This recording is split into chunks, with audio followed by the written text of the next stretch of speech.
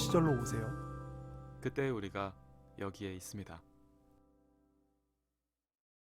자, 그러면 그 인물 소개부터 먼저 해볼게요. 네, 그 여자 캐릭터는 양서연이라는 맞습니다. 캐릭터죠. 네. 수지 씨와 한가인 씨가 연기를 했는데 맞아요. 양서연은 어떤 인물이에요? 저희가 어떻게 그 나이대를 나눠서 한번 살펴볼까요? 뭐 편하게. 네. 그러면은 일단 어린 양서연, 수지 양서연, 한가인 양서연 할까요? 그렇게 네, 할게요. 네. 네. 일단 네. 제주도 출신이고요. 음, 피아노 학원을 다니면서 맞아요. 추정컨대 여기 지금 연세대학교거든요. 네, 그 영화 안에서 네. 연세대학교 음대에 들어온 거예요. 그쵸. 엄청난 겁니다. 이거는 그쵸. 일단 이거는 이 피아노 실력이나 이런 게 상당한 수준이라고 우리가 추측할 수 있는 부분이에요. 음대 이제 진학을 해서 맞아요. 지금 이제 들어와 있는 상태고 수지 시절에는 그러니까 나이는 20살인 거죠. 네. 그리고 아마 학번은 지금 요 학번 문제가 조금 애매한데 이게 이제 영화 말미에 보면은 그 현수막 같은 거 걸려 있는 거 보면 96학번이라고 추정할 만한 것들이 몇 개가 있거든요. 네. 그래서 뭐 96학번인 걸로 보여요. 네. 그런데 이 사람들이 캐릭터들이 듣는 음악이라든지 뭐 함께 향유하는 어떤 그런 컨텐츠들의 맥락은 사실은 93년, 그렇죠. 4년 고 무렵을 그러니까 정확하게 구분하기는 좀 어려워요. 네. 93년 아니면 96년인 것 같아요. 네. 둘 중에 하나예요. 그러니까 이게 그런 거래요. 원래 각본 당시에는 93학번, 94학번으로 이제 됐는데 이제 제작이 좀 미뤄지면서 이제 96학번으로 한 거예요. 근데 저희가 조 셰프님 잘 아시다시피 사실 90년대는 저희가 호우 시절이라는 방송을 시작하게 된 이유이기도 한데 90년대는 한 해 한 해가 다 달라요. 맞아요. 뭐 지금은 뭐 솔직히 뭐 2016년에 나온 브레이브걸스의 롤링이 지금 떠도 전혀 이상하지 않잖아요. 맞아요. 뭐 음질이나 뭐 맞아. 사운드나 뭐 노래 화법이나 다 비슷하지만 92년도하고 96년도는 정말 큰 차이거든요. 그리고 매년 메가 히트곡이 딱 있었어요. 맞아요. 네. 그 별들의 전쟁이었어요. 그렇죠. 매년이. 네. 그래서 사실은 이 부분이 조금 우리가 영화 얘기할 때 이제 뭐 들으시는 분들도 좀 양해를 해주셔야 되고 그다음에 이 영화를 다시 보실 때도 양해를 할 수밖에 없는 부분이 이제 이런 부분이긴 한데 일단 저는 96학번인 걸로 저희는 보고 뭐 맞습니다. 진행을 할게요. 그랬는데 이 연세대학교 음대생들이 또 얼마나 자부심들이 많이 있잖아요. 다 정말 최고의 실력을 가지고 있는 사람들이니까 그 과정에서 약간의 이제 그러니까 제주도 학원 출신이라고 하는 약간의 이제 뭐 좀 놀림이랄까요? 뭐 넓은 의미에서는 좀 따돌림일 수도 있는 그런 걸 봤지만 그래도 되게 목소리가 좋고 또 미모가 또 있다 보니까 이제 방송반에 동아리 진학을 해서 이제 맞아요. 학교 교내 방송을 진행하기도 합니다. 네. 거기에서 유연석 선배를 만나는 거예요. 제욱 선배. 근데 이 제욱 선배가 건축학과인 거야. 그치. 그래가지고 이 제욱 선배가 서연아 너 우리 수업 하나 들어와 이렇게 얘기해가지고 개론 수업은 다 듣는 거야 이렇게 얘기하면서 부른 거야. 그 건축학 개론 수업으로. 네. 그래서 앞서방 막 이러면서 부른 거야. 맞아. 그래가지고 우리 이제 수지 양서연 씨가 건축학 개론이라고 하는 김의성 교수님이 진행하는 수업에 들어오게 되는 거죠. 그러면서 이제 이재훈 씨를 만나게 되는 그런 흐름입니다. 그래서 이제 수지에 대한 설명은 뭐 일단 그렇게 볼 수 있고 뭐 좀 이 여자 캐릭터의 정신적인 어떤 그런 상태에 대해서 얘기해 보자면 굉장히 집에 대한 애착이 되게 강하고 그다음에 제주도에서 서울로 왔는데 서울을 되게 좀 동경하는 마음이 있어요. 맞아요. 제주도 시절을 별로 이렇게 돌이켜 보고 싶어 하지 않아요. 난 서울 좋던데 건물들도 너무 멋있고 너무 좋은데 라고 되게 서울에 대한 애정을 보여주고 그다음에 새로운 생활을 하는 거에 대한 좀 설렘 같은 걸 좀 느낄 수 있는 그런 캐릭터로 저는 봤습니다. 이제 결국은 96년 그 96학번이면 결국은 70년대생인 X세대를 말하는 거고 맞아요. X세대의 어떤 한 관통하던 세대고요. 맞습니다. 나이인데 이 시기부터 이제 저는 뭐 학생들이 갖고 있는 이상향이 모르겠습니다. 지방에 계신 분들이 조금 오해하시지 않았으면 좋겠는데 한 이때쯤부터 학생들이 서울로라는 기치가 있었던 것 같아요. 그래서 이제 그 전까지 뭐 베이비 부머나 뭐 86세대까지는 이촌향도라는 트렌드는 있었는데 지방 국립대 이촌향도 진짜 오랜만에 듣는다. 아무튼 지방 국립대가 꽤나 선전을 했거든요. 명문 대학으로. 근데 90년대부터 서울 중심으로 대학교의 서열이 막 매겨지지 않았나 싶어요. 특히 심화됐던 것 같아요. 그래서 그 양서연이라는 사람은 서울에 대해서 어떤 환상이 있었던 X세대를 대표하지 않나 싶어요. 그래서 뭐 요즘 분들은 오히려 SNS가 막 활성화되니까 뭐 서울의 가로수길이나 어디나 이런 것들이 다 비슷하게 또 많잖아요. 지방에도. 근데 오히려 그때는 그 서울의 위상이 지금 뭐 마치 외국을 나가는 것처럼 좀 그런 이미지가 좀 있지 않았나? 그래서 네. 지금으로 따지면 그런 이미지는 오히려 강남이라는 부분이 더 있는 것 같아요. 네, 강남이 좀 더 그렇게 심화된 것 같고. 저희도 지금 이 강남 스튜디오에 와가지고 쫄은 것처럼. 그러니까. 그런 비슷한 거죠. 네. 강남, 서울, 네. 앞서방 뭐 이런 곳이 네. 미지의 세계처럼 느끼고 있는. 네, 앞서방이라는 건 참고로 압구정 서초 방배를 네. 얘기하는 거죠. 그 영화 내에서 너무 나오는 가짜는 그 네. 맞아요. 네. 대학생들이 조금 응당 갖고 있는 좀 붕 떠 있고 좀 설렘과 네. 뭐 허위 뭐 요 두 중간 어디쯤에 있는 맞습니다. 그 감정을 보여주고 있는 캐릭터가 네 수지 씨가 저랑 방향성이 좀 비슷한 네, 것 같아서 나중에 또 같습니다. 저희가 또 발굴을 할 때 좀 더 우리가 오늘도 깊게 들어갈 수 있을 것 같다는 기대감이 좀 들기도 하네요. 그러면 그 수지와 이제 건축학개론 수업에서 만나게 되는 승민이 이재훈 승민이에 대해서 이재훈 씨가 연기하는 아역 승민에 대해서 또 한번 얘기해 볼까요? 먼저 원우 씨가 아예 이야기를 해주세요. 승민이는 어떤 사람이고? 승민 그 어린 승민이는 수지가 제주도에서 온 거와는 정반대로 정릉 쪽이죠. 네, 맞아요. 거기에서 평생을 사는 그렇죠. 친구예요. 맞아요. 그래서 근데 이제 공부는 잘 한 거죠. 연세대학교 건축학과에 굉장히 좋은 재수 안 하고 현역으로 들어간 거니까 공부는 상당히 잘 해서 이제 들어온 거예요.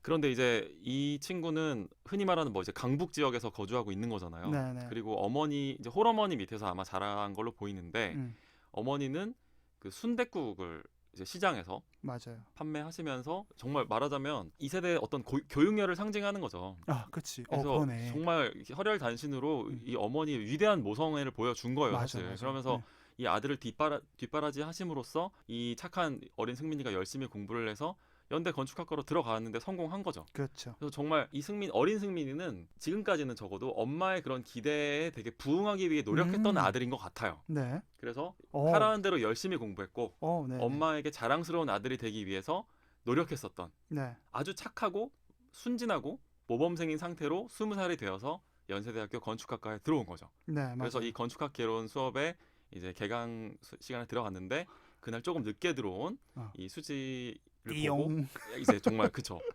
반하게 된 것 같아요. 저는 그 장면이 되게 인상 깊어요. 사랑은 어떤 논리로 구성되지 않잖아요. 갑자기 한 번에 확. 그 어떤 장면인지 혹시 좀 약간 묘사해 주실 수 있으세요? 정말 수지 씨스럽게 늦었어요. 네. 왠지 양서연 늦을 것 같은 캐릭터 아니에요? 네. 늦어서 이렇게 들어오는데 그거를 들어오는 장면을 늦게 들어오는 장면을 그 이재훈 씨의 시선이 따라가는 거죠. 네, 맞아요. 그리고 이미 그 시선에서 저는 사랑에 빠졌다라고 생각해요. 맞아요. 그러니까 그때 그 이재훈 씨가 수지를 뭘 보고 좋아했겠어요. 그냥 외모밖에 없지. 그러니까 근데 사실 그게 또 그렇다고 해서 예쁘다고 다 좋아하는 것도 아니거든요. 맞아. 그러니까 이게 정말 진짜 말하기 되게 그게 좋아하게 되는 정서는 되게 특별한 정서를 자기가 느끼잖아요. 그렇죠. 근데 거기서 좀 공통점을 뭔가 발견하게 되는 것 같아요. 그러니까 그런 경험들에 내가 누군가를 좋아할 때 저 사람과 나의 공통점을 얘기 한마디 하지 않았는데 그걸 끌림이라는 이름으로 표현할 수 있게 만드는 어떤 인간의 어떤 자기 합리화? 맞아. 이런 게 좀 있는 것 같아요. 사랑에 빠질 때. 그런 것 같아요. 저 사람이 나를 당기고 있네? 약간 이런 거 있잖아. 그렇지. 그게 뭐 나중에 사후적인 스토리텔링일 수도 있겠지만 그렇죠. 그렇다 하더라도 어떤 자기한테 명분을 만들어내는 거죠. 그래서 그 이제 어린 승민이가 이제 수지를 계속해서 눈으로 쫓게 됩니다. 그렇죠. 근데 정말 희한하게도 정말 어떻게 보면 또 행운스럽게도 집에 가는 방향이 비슷해요. 맞아요. 수지가 서울에서 이제 처음으로 정착한 집은 이재훈이랑 같은 동네인 거예요. 그렇죠. 그래서 이 건축학개론 교수님이 사실 이 김의성 교수님이 또 되게 숨어있는 수은 갑인 게 이분이 수업 커리큘럼을 되게 재밌게 짜요. 맞아요. 그래가지고 정말 그 비전공자들도 되게 흥미를 가지고 나 듣고 싶더라고. 따라갈 수 있게 우리 젊을 때는 그런 거 없었잖아요. 레포트나 써오라고 하지. 저는 제일 부러운 수업이 뭔지 아세요? 우리 결혼했어요 수업 뭔지 아시죠? 그 동국대학교인가? 그런 게 거기 있었어요? 있는 수업에 이게 뭐 결혼학개론 이런 수업인데 그냥 잘 모르는 다 교양 수업이니까 남자랑 여자랑 짝을 지어서 그냥 커플. 그러니까 우리 그런 거라도 들었어야 되는데 결혼도 못했는데. 그거 안 들어서 결혼 못했잖아. 그런 거라도 들었으면 좀 달라졌을까라는 그런 헛된 그런 희망들을 품게 되는 수업들이 있더라고요. 맞아.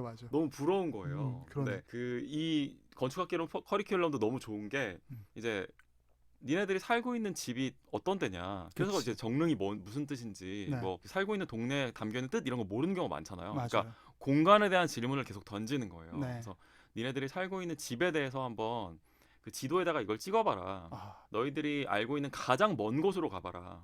뭐 이런 식의 이제 되게 가장 소중한 곳을 가봐라. 뭐 네, 철학적인 질문을 던지면서 아주 이 학생들의 머리와 가슴을 휘저어 놓는 거죠. 그쵸. 그러면서 이제 되게 운 좋게도 어린 승민이가 양서연을 더 많이 이제 좋아할 수 있는, 그리고 또 접점을 늘려갈 수 있는 그런 계기를 마련하게 됩니다. 그 승민이란 사람에 대해서 좀 더 이야기를 해보면 네. 서울에 오래 살았지만 기존에 갖고 있는 관념 속에 있는 서울 사람이라는 이미지랑은 좀 멀어요. 네. 승민이라는 캐릭터는. 네. 보통 서울 사람 하면 이 영화 내에서는 제육 선배 같은 사람이 오히려 서울 사람의 깍쟁이 같은 그런 이미지고, 네. 승민이는 그냥 되게 일반적인 사람이에요. 90년대를 생각해 보면 이게 뭐 특별히 가난하거나 후지인 게 아니거든요. 그렇죠. 근데 되게 일반적인 가정에 있는데, 그럼에도 불구하고 그 어린 시절에는 어떤 일종의 이렇게 무리를 자꾸 짓잖아요. 그룹핑을 짓는다라고 해야 되나? 그럴 때 때때로 그 그룹핑 안에서 막 소외감도 느끼고 열등감도 느끼고 내가 조금 더 하위에 있나?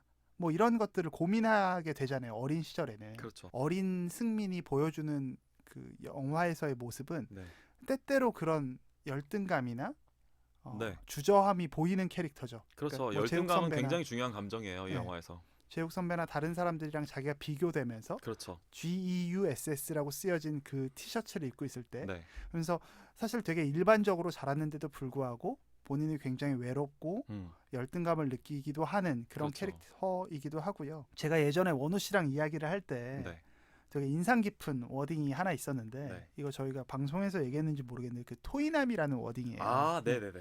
이거 뭐 무슨 학술적 용어가 있는 건 아닌데 이게 순전히 남자들은 한 번씩 다 토이나 윤종신이나 뭐 또 이 영화에 나오는 뭐 전람회의 김동률이나 뭐 이런 카테고리들의 음악에 한 번씩 빠진다는 거죠.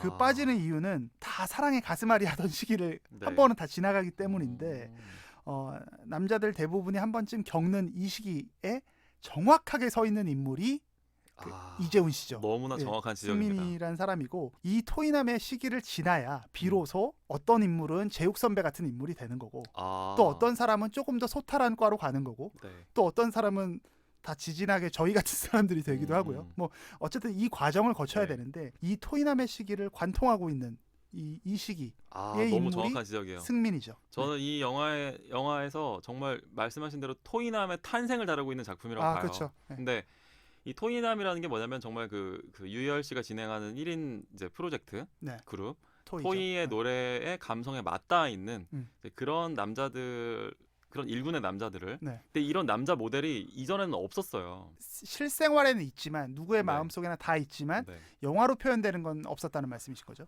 아니요. 저는 이 영화 이 토이남이라고 하는 영화는 상당히 X세대적인 현상이라고 봐요. X세대 이후의 현상이라고 봐요. 그 감성 충만한. 그리고 이제 그 아까 우리가 좀 더 얘기를 해보면 달라질 수도 있겠지만, 저는 토이남이 통과일이라고 생각하진 않아요. 제육 선배가 토이남인 시기가 있었을까요?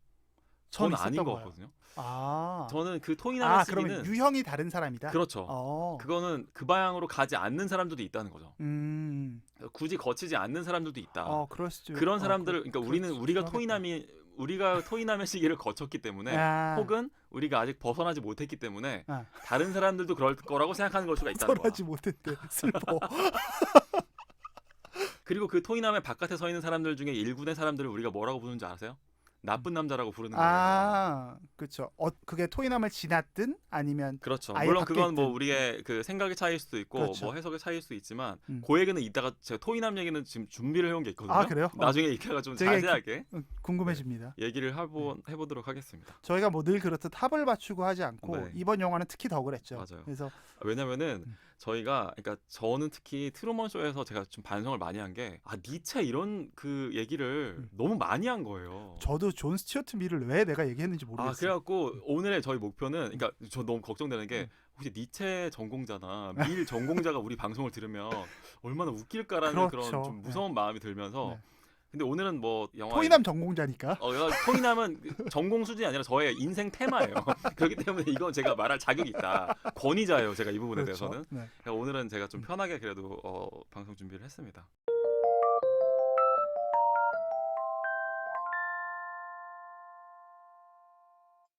저희가 뭐 지금 수지 양서연, 이재훈, 이승민은 저희가 다룬 거고 네.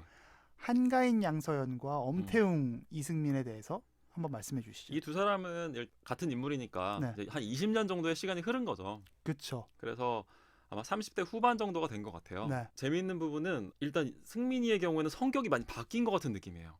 엄청나게 능글맞아져 있습니다. 맞아요. 그런데 성격은 바뀌었는데 대학생 때 생각했었던 그 목표 있죠. 건축가라고 하는 목표는 그대로 관철을 했어요. 그래서 맞아. 실제로도 건축을 업으로 하는 그렇죠. 그런 건축 설계 사무소에서 일하는 이제 약간 중견급의 네. 그런 걸 뭐라고 하죠? 건축 설계사? 건축 설계사라고 된 거죠. 보여지는데. 네. 근데 뭐 직업은 관철이 됐는데 성격은 좀 많이 바뀐 것 같아요. 그래서 엄청 능글맞아진 게 뭐 예를 들어서 사무실 안에서 담배를 피니까 네. 그 여직원이 사실은 여자친구인 그 여직원이 비밀 연애를 하고 있는 사람이 담배를 여기서 피면 어떡하냐. 네. 담배가 간접 흡연이 얼마나 해로운데 이렇게 얘기하니까 간접 흡연이 그렇게 해로운데 직접 피는 난 얼마나 해롭겠어. 이런 식의 막 능글맞게 받아치는 거 있잖아요.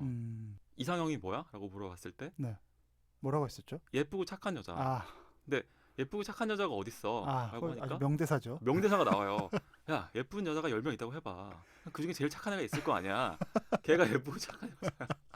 라고 이게 이재훈과 동일 인물이라고? 라는 생각이 들 정도의 토이남의 모습은 정말 온데간데 없어진 듯한. 네. 근데 듯한 거지 마음은 그대로죠. 맞아요. 네. 마음은 아직까지도 이재훈이 맞아요. 살고 있지만 네. 20년의 시간이 흐르면서 많이 이렇게 좀 세상에 좀 적응한 듯한 그런 모습을 보이면서 결혼을 앞두고 있습니다. 중요한 건. 그렇죠. 그 고준희 씨와 지금 이제 사내에서 비밀 연애를 하면서 은채. 네, 은채라는 캐릭터와 결혼을 앞두고 있는 상태예요. 네. 그런 상황에서 이제 한가인 씨가 한 20년 만에 정말로 그쵸. 동창회 졸업 앨범에서 나온 그 연락처를 수소문해서 딱 나타난 거지. 이 건축 설계 사무소에 등장한 거죠. 제주도 집에 리모델링, 그러니까 사실은 재건축을 처음에는 부탁을 하면서 그쵸. 얘기가 시작이 됩니다. 그래서 이제 양서연이라는 캐릭터는 또 그 20년 동안 어떤 일이 있었냐? 결혼을 했어요. 근데 아기는 없이 이혼을 앞두고 있는 상태고 이 리모델링 과정이 진행되는 과정에서 이혼을 합니다. 결국에는. 그쵸. 그리고 아버지가 많이 이제 편찮으신 상황 네. 속에서 서울살이를 하다가 이제는 오히려 제주도로 돌아가려고 하는 그런 인생의 또 중요한 전환점에 있는 상황이죠. 네. 20년 동안 여러 가지 시도를 해봤던 것 같아요. 근데 피아노라고 하는 전공을 살리진 않았어요. 맞아요. 그리고 이제 원래 대학생 시절의 꿈이었었던 뭐 아나운서라든지 뭐 이런 것도 추구를 했었던 것 같은데 좀 실현하진 못했고 다만 이제 원래 또 여러 가지 목표 중에 하나가 돈 많은 남자랑 결혼하는 거였는데 그거는 성공을 한 것 같아요. 네. 하지만 그 결혼 관계가 이어지지는 못하고 의사 남편과 이제 이혼을 앞두고 있는 상태로 승민이와 재회를 하는 두 가지 시간대가 맞물리면서 이 영화가 앞으로 나가는 그런 방식으로 보시면 되겠습니다.